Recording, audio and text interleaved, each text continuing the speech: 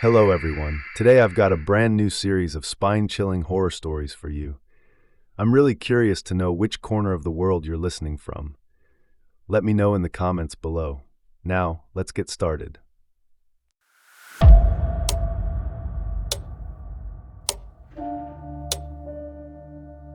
It was a cold, winter night, and I was home alone. The snow had been falling for days, blanketing the entire world in a thick layer of white. Inside, the warmth of the house was comforting, and I was curled up on the couch, watching a movie. The steam rising from my hot chocolate filled the air with a sweet aroma. Outside, the wind howled, carrying snowflakes that tapped softly against the window pane, creating a gentle tap-tap sound. Winter nights were always quiet, but especially after a heavy snowfall, it was like the world outside had been muffled, leaving only the occasional gust of wind. I lived a few miles from the nearest town, in a rural part of the country where houses were few and far between. The nearest neighbors were a good distance away, and the area around me was mostly fields and hills. It was around 2 a.m. when I started feeling drowsy and decided to turn off the TV and head to bed. Just as I was about to stand up, I heard a faint sound outside. It was soft at first, like someone walking slowly through deep snow. At first, I thought it was just the wind moving something outside, but as I listened more closely, the sound was unmistakable. It was footsteps, slow, deliberate, and getting closer. I sat up, my heart beating a little faster.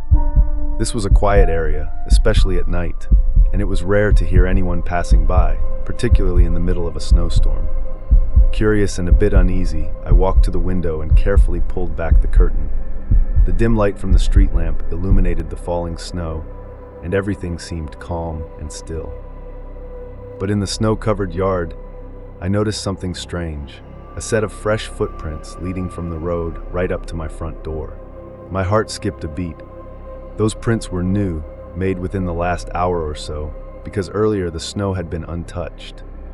Now there was a clear trail, a single line of footprints coming straight toward my house. There was only one set of prints, and they didn't go back toward the road.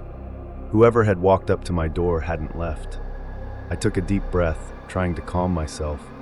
Maybe it was just someone lost or passing by, but I couldn't shake the uneasy feeling that settled in my stomach. There were no other houses nearby, and the direction of the footprints was disturbingly direct. I glanced at the front door, making sure it was locked. Feeling slightly reassured, I decided to ignore it and went back to the couch. After all, it was freezing outside, and whoever had left those prints likely wouldn't stay long in this kind of weather. I tried to focus back on the movie, but I couldn't shake the sense that something wasn't right. A few minutes later, I heard it again, a soft noise, but this time closer. It sounded like it was right outside the door. My heart started pounding as I stared at the door, unsure of what to do. The silence that followed was heavy and unsettling, as if the house itself was holding its breath. I hesitated for a moment, then stood up and walked slowly toward the door. Pressing my ear against it, I listened carefully, but heard nothing. Maybe it was just the wind, I thought, trying to convince myself. But just as I was about to turn away, I heard it, a light knock. It was so soft, almost as if whoever was on the other side didn't want to be heard. Yet it was unmistakable in the stillness of the night. My hand froze on the doorknob. Who would be at my door at this hour, especially in the middle of a snowstorm? I quickly grabbed my phone and called my neighbor John, who lived a few miles down the road. The phone rang a few times, but eventually went to voicemail. My unease deepened as I stood there, unsure of what to do next. Then the knock came again, a little louder this time, as if urging me to open the door. I slowly backed away from the door, my mind racing. Something about this situation felt terribly wrong. I thought back to the footprints outside. They were single, leading only to my door, with no sign of return. Whoever or whatever had left those prints hadn't left. I held my breath, trying to stay as quiet as possible, and moved back into the living room. I didn't want to confront whatever was outside, but I couldn't just ignore it either.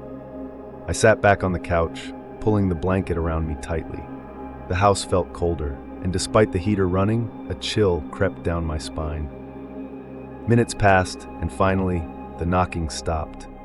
The silence that followed was thick and oppressive. I stayed there, tense and alert, listening to the wind and the soft patter of snow against the windows. Slowly, my heart rate began to return to normal. Maybe it was just someone lost, I told myself, though I wasn't entirely convinced. The next morning, when I finally gathered the courage to step outside, I was hit with an overwhelming sense of dread. The footprints were still there, perfectly clear in the snow, leading straight to my front door. But that wasn't all. Alongside the footprints was another set of tracks, these ones shallow, like something had crawled away from the door, disappearing into the snow-covered field. Since that night, I've never been able to stop thinking about those footprints, the soft knocks on my door, and the strange crawling marks that led into the distance. I never found out who or what came to my house that night, but the memory of it still sends a chill down my spine.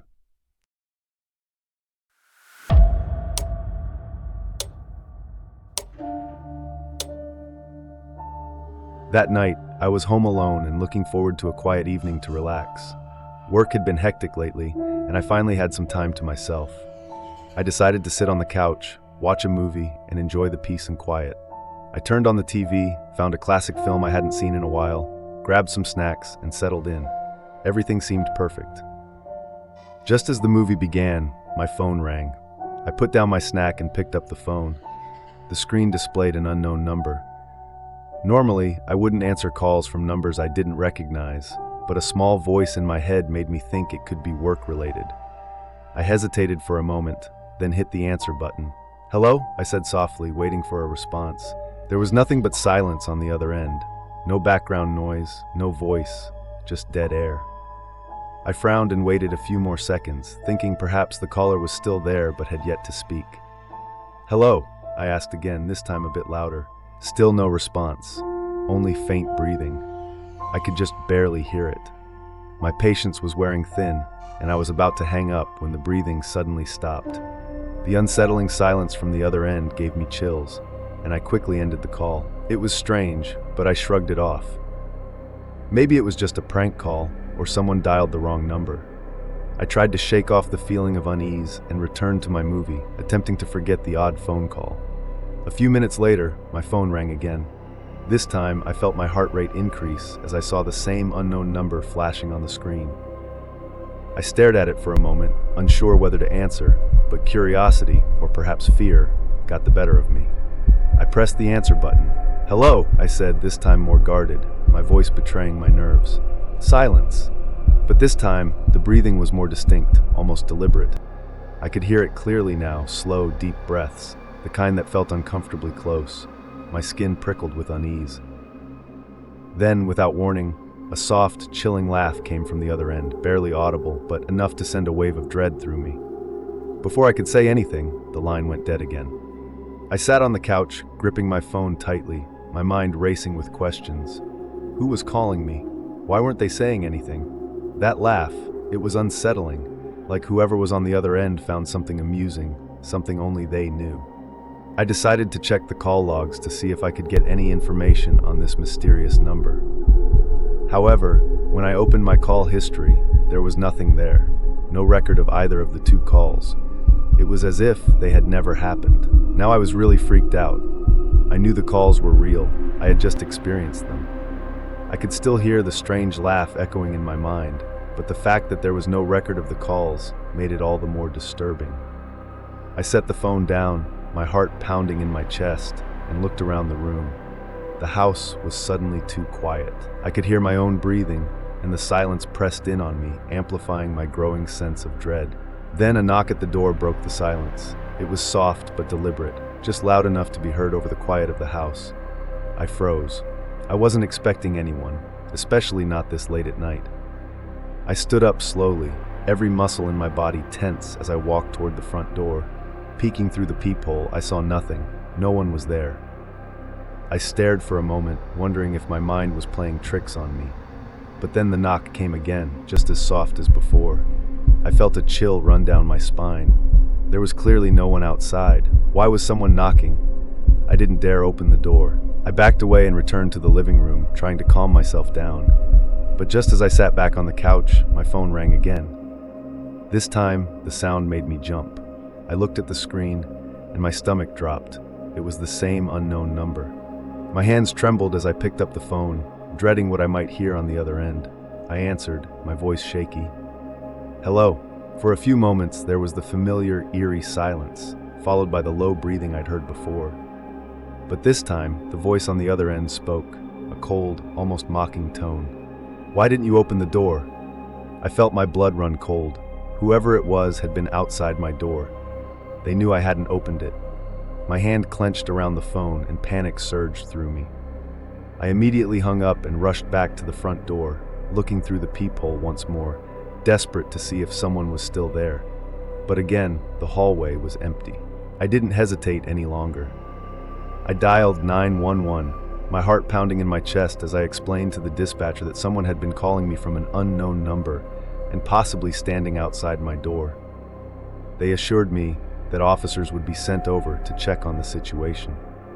Waiting for the police felt like an eternity. I sat on the couch, every creak of the house making me jump. My phone remained silent, but I couldn't shake the feeling that whoever had called was still out there, watching me, waiting for something. Finally, the police arrived. They searched the area around my house and checked the hallway outside my door, but found nothing suspicious. No signs of anyone lingering or trying to break in.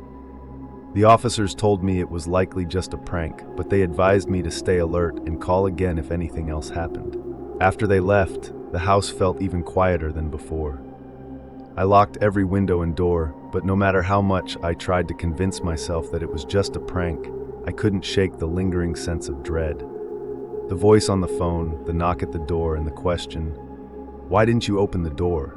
kept replaying in my mind. That number never called again, but even now, whenever I'm home alone, I can't help but feel like someone might be out there, watching, waiting for me to open the door.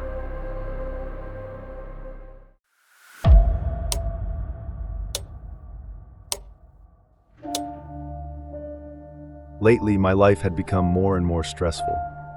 Work pressure was mounting, and I often worked late into the night. By the time I got home, I'd grab a quick bite and collapse into bed, with barely any time to unwind.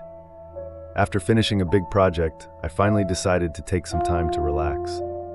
That night, I had no tasks, no deadlines, just a quiet evening to myself. I planned to go to bed early and recharge for the weekend. I was home alone, enjoying the rare peace and quiet.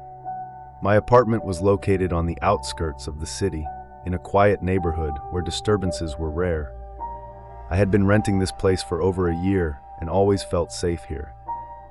That night, I was ready to settle down for the night, enjoying the rare tranquility. As I was about to turn off the lights in my bedroom, my phone buzzed with a message from a friend. After a brief exchange of small talk, I put the phone down and prepared to sleep. Then, out of nowhere, I heard a faint noise coming from the kitchen. At first, I brushed it off. It could have been the usual creaks of the house settling. At night, in the silence, small sounds often seemed louder. I told myself it was probably just something shifting, or maybe the wind rattling a loose object. I remained in bed, trying to ignore the creeping sense of unease. But a few minutes later, I heard the noise again. This time it was clearer, like something being moved, a deliberate sound. It wasn't the random clattering of something falling. It was more like a drawer being slowly pulled open. My heart started to race.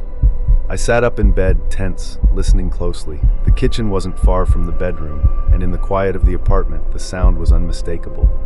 Someone or something was in the kitchen. I hesitated for a moment, then quietly slipped out of bed. I grabbed my phone and crept toward the bedroom door, leaving it slightly ajar. Through the gap, I could hear faint movements in the kitchen. My pulse quickened as I slowly made my way toward the source of the sound, trying to stay as quiet as possible. When I reached the kitchen door, I hesitated before pushing it open. The light inside was already on, and what I saw made my blood run cold. Every single drawer had been pulled open, and the utensils and dishes were scattered across the counter as if someone had been rummaging through them. My heart pounded as I stood frozen in the doorway. There was no way I had left the kitchen like this. I distinctly remembered everything being in its place before I went to bed. Someone must have come in, but how? The doors were locked and the windows were shut. I couldn't make sense of it. As I stood there trying to figure out what was happening, I heard it, a soft, low laugh coming from right behind me. The sound was barely audible, but it was enough to send a wave of terror through me. I spun around, expecting to see someone standing there, but the hallway behind me was empty. The laugh had been real. It wasn't my imagination. My pulse raced as my mind struggled to comprehend what was going on. The kitchen was in disarray, and now there had been that eerie laugh. I grabbed my phone, my hands trembling, and prepared to call the police. Just as I was about to dial, the lights in the kitchen flickered once, twice, and then went out completely. I was plunged into darkness. My breath caught in my throat as I stood there, enveloped in the silence. The only sound was the pounding of my own heartbeat. And then I heard it. Footsteps. Soft, slow footsteps coming from the hallway just outside the kitchen. They were faint, as if whoever or whatever was walking didn't want to be heard. But they were unmistakable, moving closer with each passing second. I held my breath, rooted to the spot, listening to the sound of the footsteps approaching. They grew louder and then suddenly stopped, right at the kitchen entrance. I was trapped in the corner, my back against the cold tile wall, gripping my phone so tightly my knuckles turned white. The silence that followed was suffocating. I couldn't hear anything now, not even the faintest creak, but I knew something was out there, just beyond the doorway, waiting. I forced myself to move, creeping toward the far side of the kitchen where the door to the back hallway was. My hand shook as I unlocked the door and quietly slipped through, closing it behind me.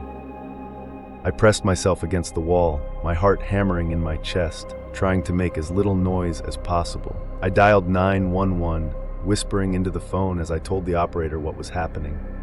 My voice was barely above a whisper, fearing that whoever or whatever was outside would hear me. The operator stayed calm, assuring me that officers were on their way. She told me to stay put, not to make any noise, and to keep the line open. I clung to the phone like a lifeline, every second dragging by like an eternity. My eyes were fixed on the door, expecting it to swing open at any moment. But nothing happened. The footsteps were gone, and the house was eerily still. Then, after what felt like a lifetime, I heard the knock on the front door. This time it was the police. Relief washed over me as I quickly let them in. They moved through the apartment, checking every room, every corner, but there was no one inside, no signs of forced entry. The doors and windows were still locked. The officers reassured me that everything seemed secure, though they couldn't explain the noises or the laugh I had heard. They suggested it might have been my imagination, a result of stress or exhaustion. But I knew what I had heard. I knew what I had seen. After the police left, the apartment felt colder, emptier than before. I stood in the kitchen, staring at the drawers that were now neatly closed, trying to make sense of it all. But nothing added up. The laugh, the footsteps, the flickering lights, none of it could be explained. Even though the house was silent again, I couldn't shake the feeling that something was still there, lurking just out of sight, waiting. From that night on, I made sure to double-check the locks before going to bed. But no matter how secure the house seemed, the memory of that eerie laugh and the creeping footsteps never left me. To this day, when I walk into the kitchen at night, I half expect to hear that low, mocking laugh again, echoing through the empty rooms. That's today's story. If you enjoyed it, please like, subscribe to my channel, and turn on the notification bell. Thank you for watching, and see you next time.